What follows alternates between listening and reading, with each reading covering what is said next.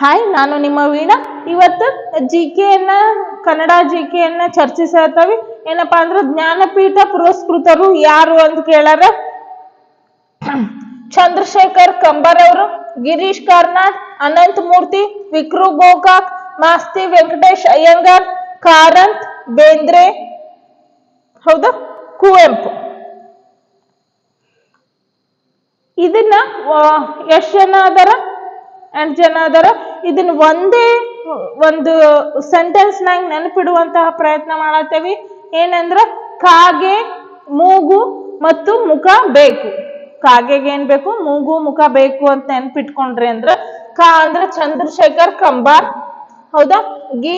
ಗೆ ಅಂದ್ರ ಗಿರೀಶ್ ಕಾರ್ನಾಡ್, ಮೂ ಅಂದ್ರ ಅನಂತ ಮೂರ್ತಿ, ಗು ಅಂದ್ರ ವಿಕ್ರು ಗೋಕಾಕ್, ಹೌದಾ. ಮೂ ಅಂದ್ರ ಮಾಸ್ತಿ ವೆಂಕಟೇಶ್ ಅಯ್ಯಂಗಾರ್, ಕಾ ಅಂದ್ರ ಕಾರಂತ್, ಬೇ ಅಂದ್ರ ಬೇಂದ್ರೆ, ಕು ಅಂದ್ರ ಕುವೆಂಪು. ಕಾಗೆ, ಮೂಗು ಮತ್ತು